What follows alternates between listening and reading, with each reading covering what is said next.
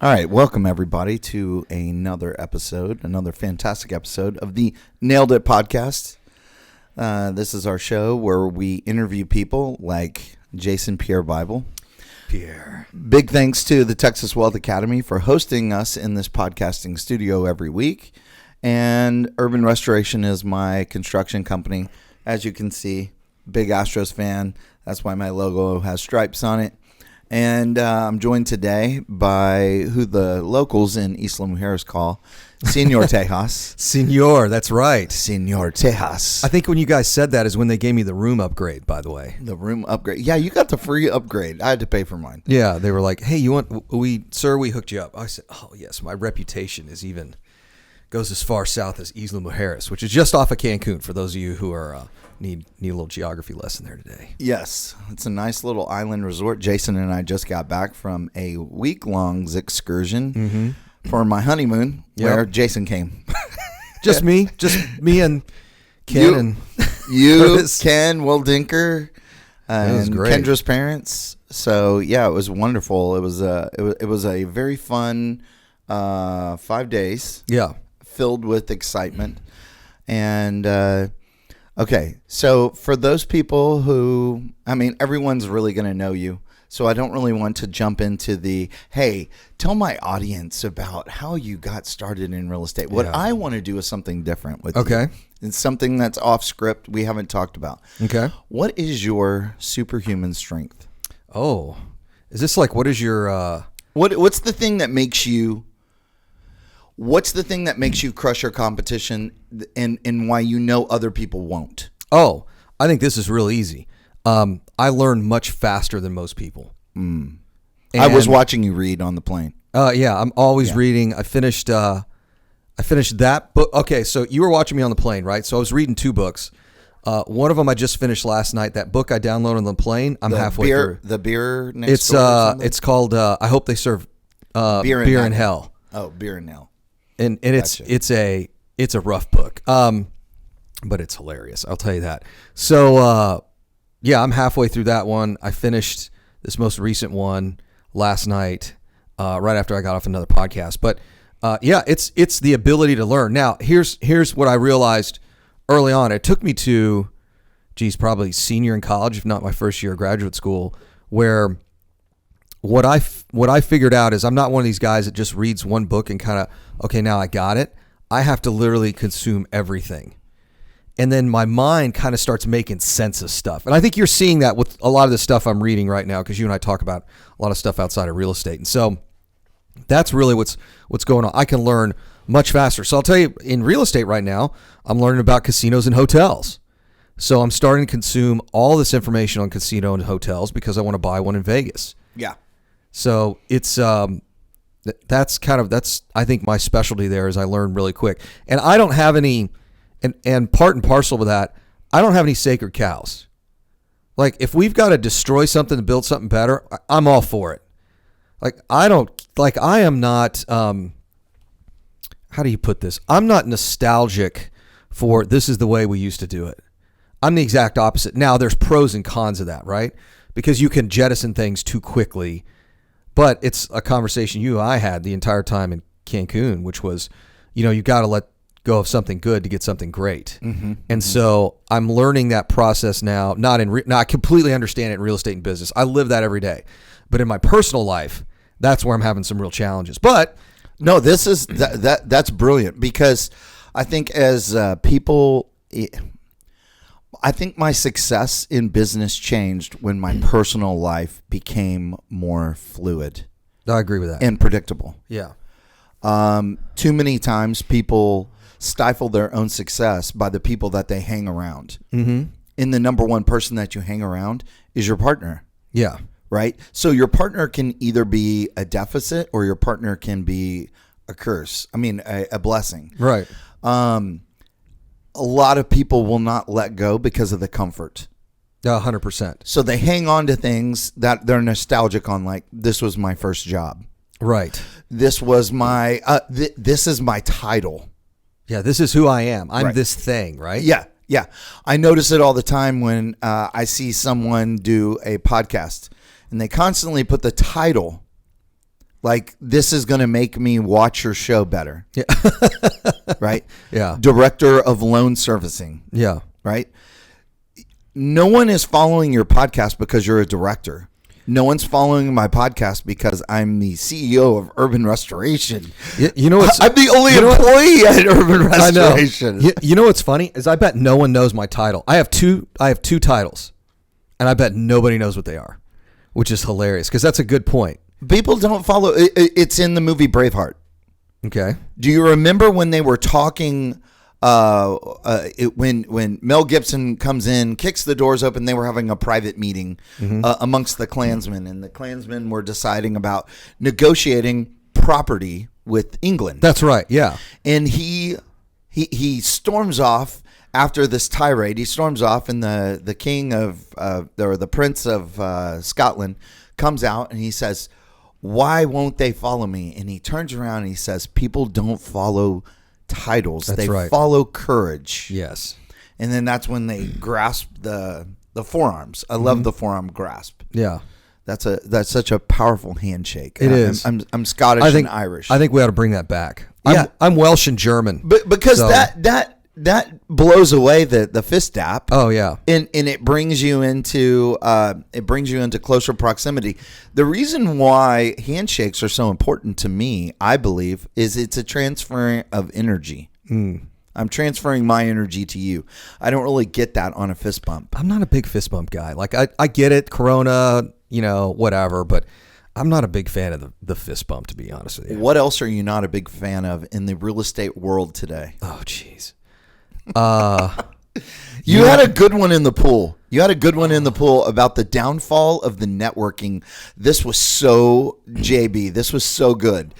The downfall of the Houston real estate networking events. Yeah, I think so in the span of 3 months, we now have one of the largest networking events in Houston.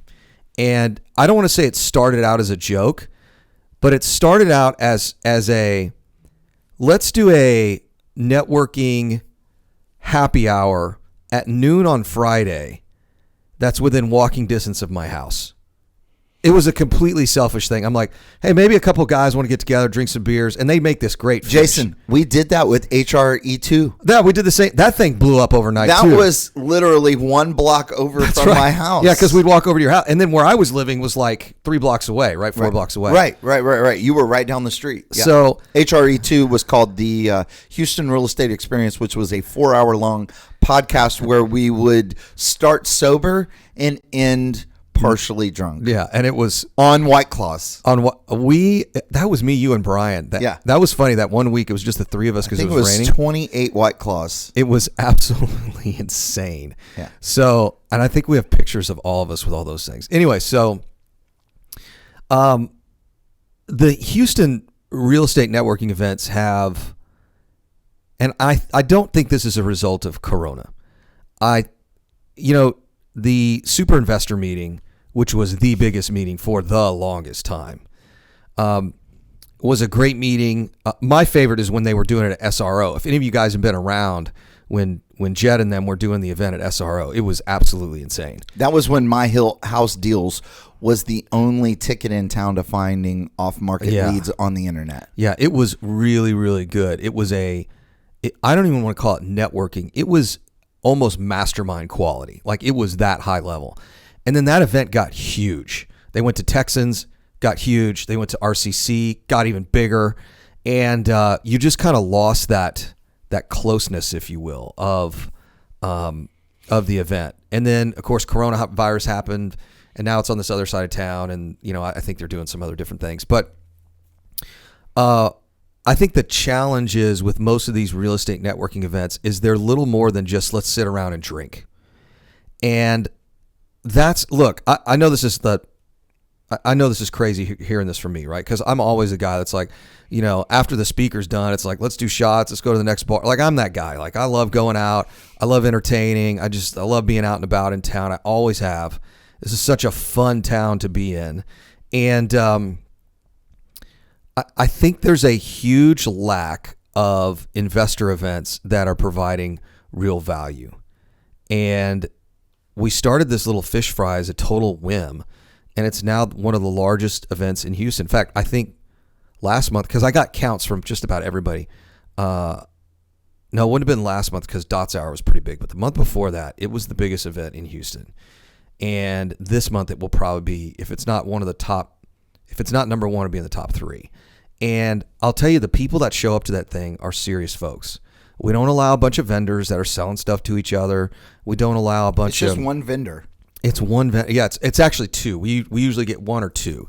And it's a great little event. But I'm trying to remember the specific instance you were talking about when we were sitting in the pool. When we were sitting in the pool, it was like it was the day after the incident, the day after we went fishing, and then we came back and we had all the way until the yacht. Yeah, we were in the pool hanging Yes. out, and you were mixing and mingling with new people, and you leave me at a bar for 5 minutes, I get to know everybody at the pool, right?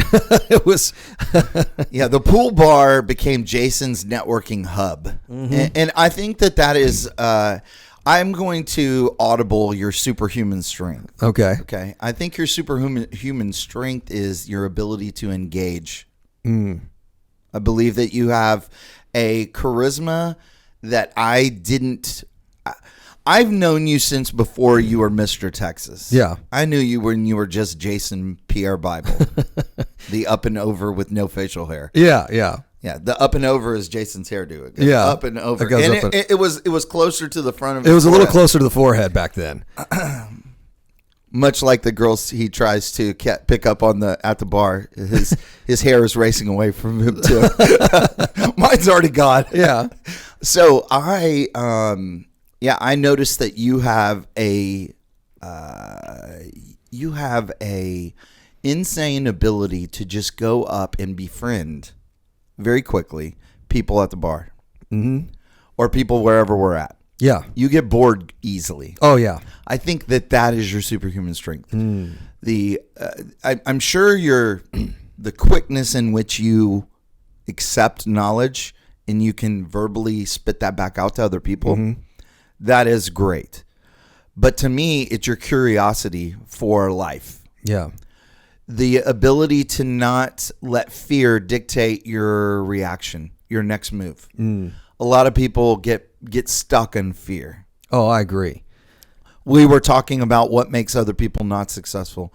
And it was, you called, or we both, I think, agreed, it was comfort. Absolutely. The comfort of the past norms, right? Absolutely. Yeah. And so we're stuck here again talking about these networking events, and really why the networking events aren't working is because we're stuck in norm. Yeah. Instead of taking the opportunity to engage with the audience and to interact on on kind of like a global Texas, online presence, it's taken a lot of people to get there slowly. I agree with some of that. Because it worked so well for so long before Corona. Well, here's I've got a whole team now at the office that I didn't have before Corona, and some real professional people that are outside real estate. And what I have recognized with a lot of real estate events is that it's a bunch of people networking that are really pretending. Now, this, I'll tell you here, Total Wealth Academy is totally different, right? Our events are completely different. Like they're, I think you're speaking here, aren't you, this week or next week, something like that? I'm speaking November the 11th. Okay, so November the 11th. The power of no, which I'm quickly converting into how to catch a big fish. Okay. Which we can talk about. We can talk about here in a little bit. But so I think events like Steve has, and I think events like we have now are, now this little fish fry aside, all of our events are like, do we have one tonight, another one Thursday? It's like they're highly educational. Here's what happened. A couple of months ago, I got real angry. You did, and you started doing radio shows on it. Yeah, I started doing radio shows on it. I got real angry, and I said, By the way, you can catch Jason and Rob live around 12 o'clock. Yeah, around 12 day. o'clock. If you catch us on Facebook or YouTube, otherwise our show's at it re-airs 9 o'clock at night. At 9 o'clock, yeah. On, is it 700? We're live in Vegas now, Southern California, New York, New Jersey, so and here in Houston. But so I think I got real angry because I said, what if I was just this regular guy? Like I went back to try to think about when I got into real estate, and I went to some of these networking events. I'm like, this is great. We're all, quote, networking and we're just kind of drinking, but I'm not really learning anything here. So my anger was, as an industry, we're doing a real disservice to the city of Houston. This is where we were getting into the nitty gritty. Yeah. At the pool. You said, my problem with the drinking and non-education is that it's just a bunch of non-educated people drinking. That's right. There's no business to business really transacting. It's just people who can't pick up their own tab, or I'm picking up their tab. Yeah. I'm paying. I'm putting on a networking event to pay people who I'm probably not going to do business with. And that makes no sense to me. Like the folks I love buying tabs for and going out to dinner and all that are folks I'm doing business with, or have a real potential to do business with. And I think that you and I have talked about some other things outside of real estate offline about training people on what a relationship looks like. And the problem is that if we continue to do events like this that are just no education drink-a-thons with a bunch of people who are not going to do business with us, we're training the industry that is an okay relationship to continue. And I don't think that's something we should really. Now, truth be told, I don't care what you guys do with your money. Like if you guys are putting on events and I don't care. But I don't care what you do. I mean, I do, but I don't. So for us, we really started looking at the landscape and said, hey, if we want to do a networking event, this is where we're going to be. You guys pick up your own tab. We're all going to hang out. We're going to have a good time. Here's another way I put it. So I've known Steve. Steve was my first mentor back all the way in like 2011. And if Steve had ever put out an email and said, hey, I'm going to be here Friday afternoon, networking event. We're just going to be drinking some beer and eating some fish, I would have literally left right then to go. And I wouldn't even care if I had to pick up his tab. Like I mean, you could tell me I could hang out with Steve Davis for a couple hours. Like, are you kidding me? So I don't think people understand the value of that because they just become complacent that Eddie Gant's going to be at Stampede Houston. Yeah. The reason why I have a good relationship with Eddie Gant is because Eddie Gant really poured into my relationship. He took me out to eat. He, not just from the SRO, but he brought it down to a very micro level, one-on-one. And I think when you can get to people one-on-one, that's when the real value of learning happens. Instead of just what I had a problem with is we would be in our circle clicking, like we always do. We have our little clique in our circle, and people come up to us with their business card, trying to pass out a business card while we're all in the middle of a conversation, trying to sell us on why we should use them to be a realtor, or they've got a couple wholesale deals or whatever. And they haven't really just sat there and listened to the conversation and then try to pick up on a cue of how do I engage this group? They seem to be really interested in each other. So I have considered putting on a class on how to do networking. Oh my gosh, because there's so much psychology that takes place there, and the vast majority of people are really bad at it. And it's getting worse because we're turning into this social media, app nonsense. Yep. And it's like, you don't know how to walk in, have a conversation. And I see it even with people who are good, where within 5 minutes of the conversation, they're handing business cards to people. And I'm like, I don't do business cards. I don't do business cards either. I'm like, I don't get it. So I never see Tony Robbins walking around handing out business cards. Do you see Donald Trump handing out business cards? Steve Jobs doesn't hand out business cards. No. Elon Musk isn't handing out business cards. That's the deal. You need to be such a person that your brand needs to follow you. All right, you're bringing up a really good point here, because a lot of people say, oh, well, Jason, I'm branding. No, you're not branding. First of all, people don't even know what a brand really means. A brand is what other people think of you. Yeah. That's really what a brand is. When you drink one of these, what do you call it? And regardless of the logo, when you drink one of these, everyone calls it a Coke. Down here in the South, we do. Yeah. Up north, they call it pop or soda. There's that soda. They got some Pop. soda. I got to get some pop. But I think to go back to your point is, where do we bring real value? And the other part, I get it. Part of this industry is, selling stuff, right? They've got stuff to sell all the time. I just think that this is, we just make this a lot harder than it needs to be. Like, this is really not that hard of an industry. So let me ask you a question. Let's dive into something people can take away and do something practically. When you got started on, let's say you only had $2,000 to your name. Okay. Where would you spend?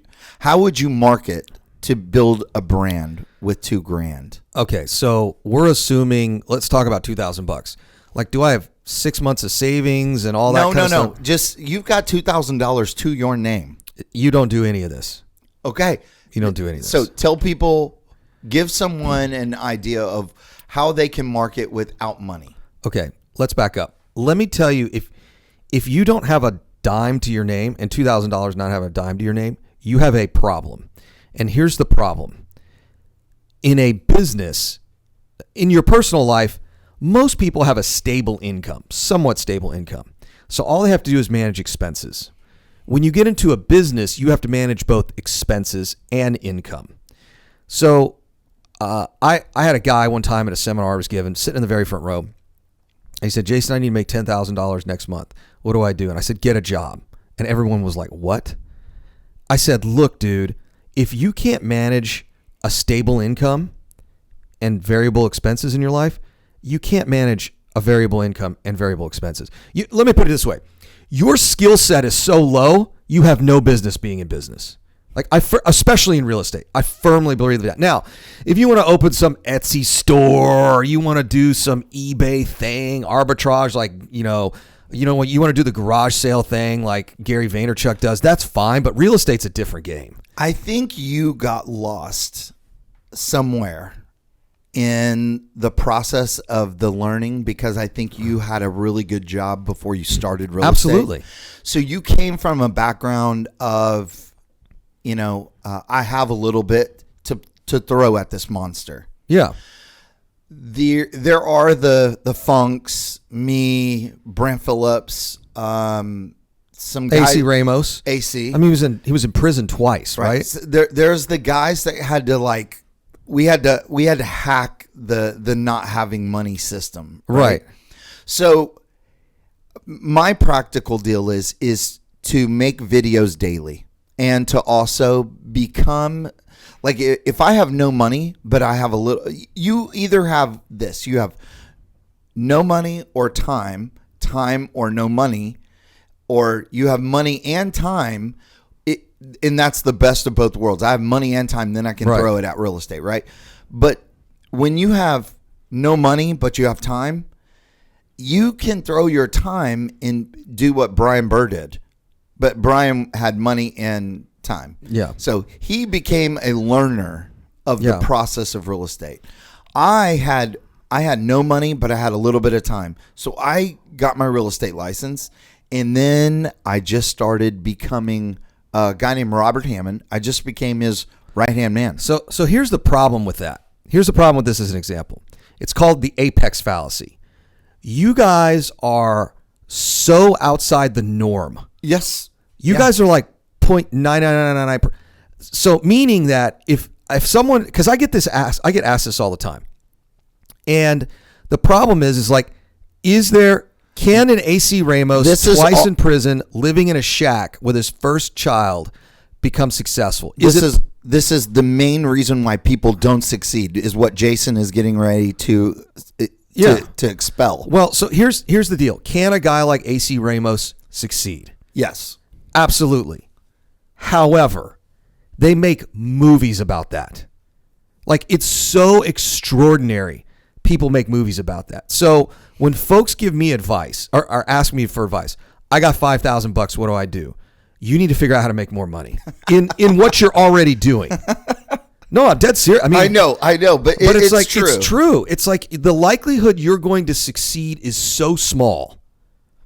I hear this moron stuff like, Jeff Bezos just like started in his garage and just had nothing. He worked at a hedge fund. Like he was a capital raiser. Like this guy was an animal before he got to Amazon. Now he looked like a cute little dork. That guy was an animal. Brock Wagner here, that St. Arnold's, went to Rice, worked in the financial services industry. Well, how did St. Arnold, now don't get me wrong, they got great marketing and all that stuff, but he was a capital monster before he got into the beer industry. What you will find is when you go into a lot of these businesses, very, very few of these guys succeeded with, I've got my bootstraps on, I'm going to go do this. No, a lot of these guys have got what I call translatable experience from another industry. Now, here's where it gets interesting. Where I see people get stuck in their business is they never grow out of that experience. So let's say you're really good at oil and gas sales and you start a company that does XYZ, whatever it is. You'll get stuck in that proverbial sales role and you won't know how to grow a company. Like you got to figure out, how do I hire? How do I fire? How do I scale? Like scaling is like a whole different thing, right? So can you be the Curtis Warden, Brant Phillips, AC Ramos, Chris Funk? Can you be those guys? Absolutely. But it's so improbable. I mean, I literally your career is much longer than mine. I've talked to thousands of these guys over the years. I got $2 to my name. How do I become successful? And I'm like, bro, I got to be honest with you. Can you do it? Is it possible? Yes. Is it probable? No.